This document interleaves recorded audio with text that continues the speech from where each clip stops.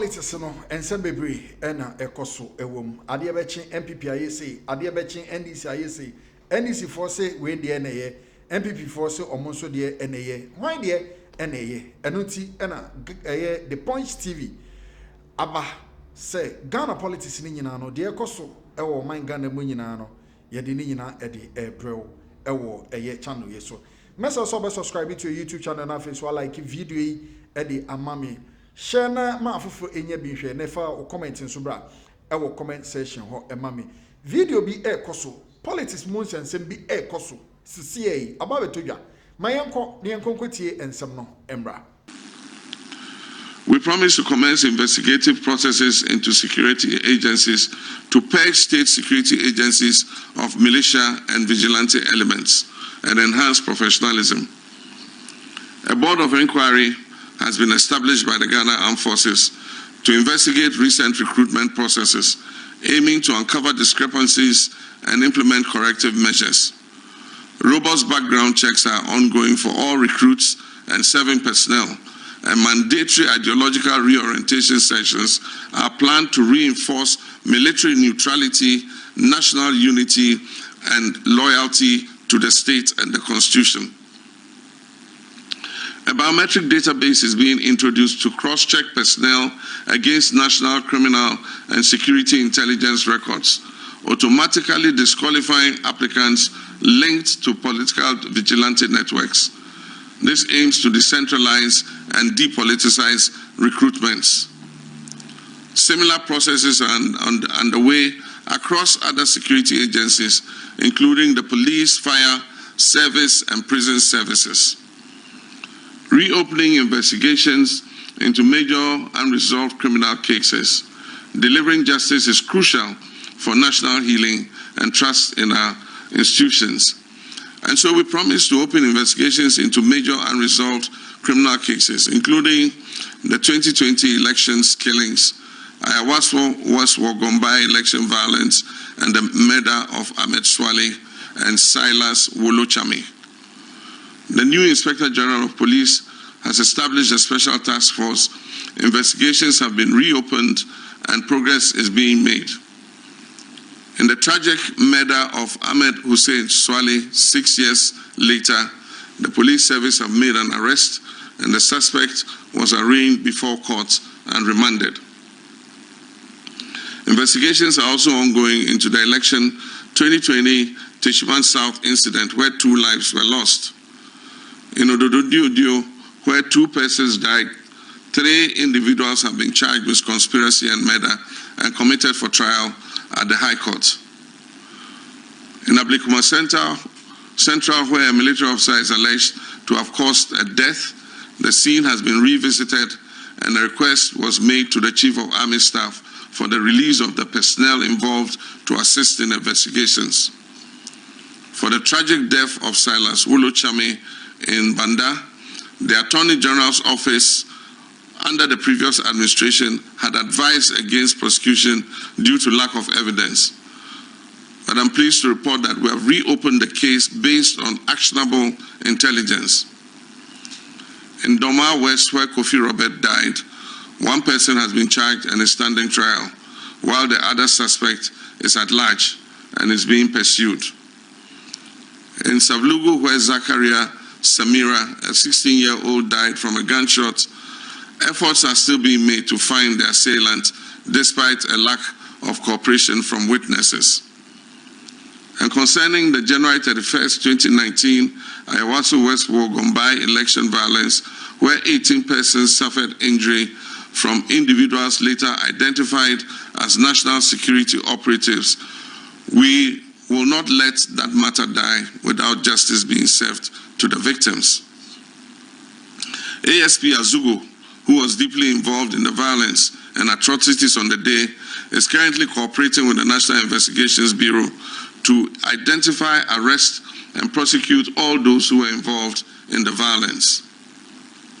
With respect to cases from the 2024 election violence that resulted in tragic deaths in constituencies like Tolong, Damango, Autusenya East, Nkansah South, Ofinso North, and Ahafua North Southwest, the cases are being investigated by the Special Task Force. These are senseless deaths that should never again happen in our nation. Elections are to choose leaders, not to murder our citizens. We are committed to ensuring accountability for political violence so that it will not happen again. The Attorney General is working on a report for Cabinet to recommend appropriate compensation for victims and families involved in these unlawful incidents. Ladies and gentlemen, we promise to initiate a probe into the VRA Akosombo Bond Dam spillage to address the man-made disaster caused by the VRA spillage and prevent future occurrences. We promise to initiate a probe and take steps to compensate the victims. So this administration set up a committee chaired by Engineer Kofi, a former VRA chief executive. The committee has recommended strategies to prevent future occurrences, including establishing what is called a controlled spill flood plan and implementing downstream engineering solutions for flood management. I've directed that the recommendations be implemented immediately. I further indicated that if they are not properly implemented and another destructive VRA flooding occurs like in 2023, the VRA CEO and deputies must resign or be sacked. Initiate immediate steps to compensate flood victims. The 2025 budget has made provisions for the compensation payment, and a team has been put together to coordinate the compensation exercise. I call on the chiefs and people of the affected areas to facilitate the smooth and peaceful execution of this compensation exercise. We promise to shake up and realign state-owned enterprises to enhance their profitability and their value. On March 13, 2025, I hosted a high-level meeting of CEOs under the State Interest and Governance Authority, SIGA, to underscore the critical importance of reforms.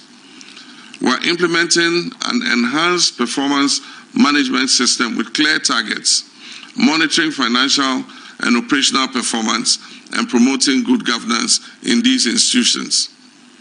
A deep dive study is underway to uncover the root causes of challenges and provide insights for targeted strategies to foster innovation and adaptability. My vision is clear: to transform the SOEs into robust pillars of economic growth. This may involve shutting down some of them or merging some of them together. SIGA is facilitating discussions to revive the produce buying company, deliberating with the Ghana Stock Exchange about the potential listing of at least 10 of the SOEs on the stock exchange, and encouraging them to prioritize dividend payments as their primary objective this year. My fellow citizens, this has been a comprehensive account of our actions in the first 120 days of my administration. We laid out a social contract with you, the people of Ghana, with specific promises for this critical initial period. Tonight, I'm pleased to report to you that we have fulfilled these promises. From forming a lean government and establishing a robust code of conduct, to taking decisive action to scrap burdensome taxes, initiating inquiries into past wrongdoings, launching major job creation programs, tackling illegal mining, reviving our environment, promoting our tourism and export sector, streamlining scholarships, supporting vulnerable populations, and holding our security agencies accountable. The foundation for resetting Ghana and building the Ghana we want together is being laid with speed and determination. These actions are not merely check boxes on a list. They signify a fundamental shift in how government operates, with transparency, accountability, efficiency, and a profound sense of urgency for the well-being of every Ghanaian. Fellow citizens, I take my promises seriously, and my word is my bond. Although we've established a solid foundation in this first 120 days, considerable work remains on the journey to realize the Ghana we all want together. This journey requires the collective effort of all of us, and I'm profoundly grateful for the mandate you have given me and my government to lead this nation. Your trust is our most valued asset, and we'll continue to work tirelessly to deserve that trust. And so I call upon every Ghanaian in every city, town, and village, in every sector of our economy, across every political divide, to join hands with us. Let us continue to work hard together, united by one purpose and a shared vision, to overcome the challenges and build a brighter, more prosperous future for our beloved nation. Nominate the complete list of cabinet ministers for parliamentary approval within the first 14 days and to constitute the leanest and most efficient government under the Fourth Republic within the first 90 days. As promised, I announced the complete list of my cabinet ministers for parliamentary approval within the first 14 days of being sworn in. They were all successfully vetted and approved, and they have hit the ground running. Indeed, I have so far appointed only 56 ministers and deputies so far, the smallest number of ministers and deputies appointed by any president in the Fourth Republic. We've also nominated our metropolitan, municipal, and district chief executives going through the various phases of confirmation to complete the formation of our governance team at the local level. Establishing a robust code of conduct. I have committed to establishing a robust code of conduct and standards for all government officials to instill integrity and accountability from day one. Building on my previous efforts, we have reworked and finalized a significantly improved version of the Code of Conduct for government appointees. The comprehensive document launched last Monday addresses new areas including a prohibition on purchasing state property directly or indirectly, regulations regarding hampers, and clear monetary limits for official gifts. I've left my appointees in no doubt that I'll bring down the hammer swiftly and strongly if they breach any of these provisions. We promise to hold a national economic dialogue within the first 90 days to understand the state of our economy and build consensus on the way forward. On March 3rd and 4th, 2025, the government of Ghana convened the National Economic Dialogue at the Accra International Conference Center, bringing together partners including the private sector, civil society organizations, traditional authorities, and academia. The participants presented a comprehensive report with clear recommendations to restore macroeconomic stability and regain confidence in our economy. These included enhancing fiscal and monetary coordination, reviewing the foreign exchange regime, implementing major tax reforms, overhauling the public financial management system, reforming state-owned enterprises, strengthening expenditure controls, establishing a credible medium-term expenditure framework, promoting strict fiscal discipline on the part of government, and aggressively pursuing inclusive growth.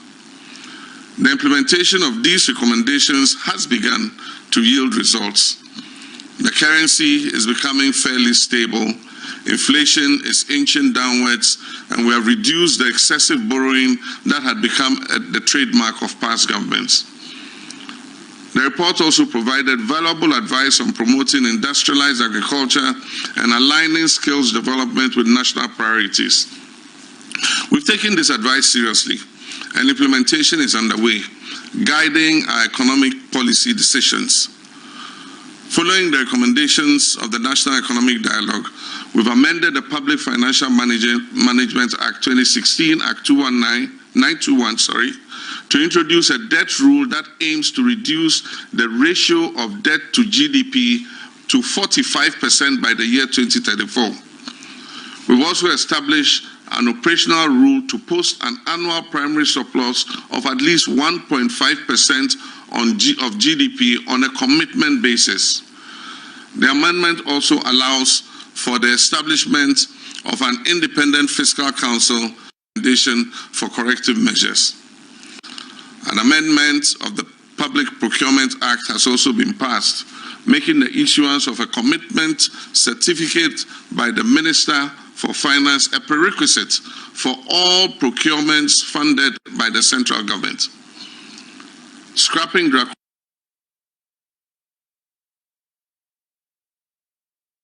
is to alleviate hardship and ease the high cost of doing business. I promise to scrap the e-levy, the COVID levy, the 10% levy on bet winnings, and the emissions levy within my first 90 days in office. These tax expenditure measures were central to our 2025 budget statement. On April 2nd, 2025, I signed several bills into law, including the Electronic Transfer Levy e-levy repeal bill 2025, the Emissions Levy repeal bill. I was here and someone and the honor so what to be NPP for no at the end some no more can CPP at the end so and I'm on chain NDC for so more abine and a was so to the omope and no more a year and I say and no any equity at the buyer. Message over subscribe to the Point TV at the Amayen. Share my for be here for comment bra. Now feel so no dear Cosubiano Chrewadjane Efahon Emma Yen.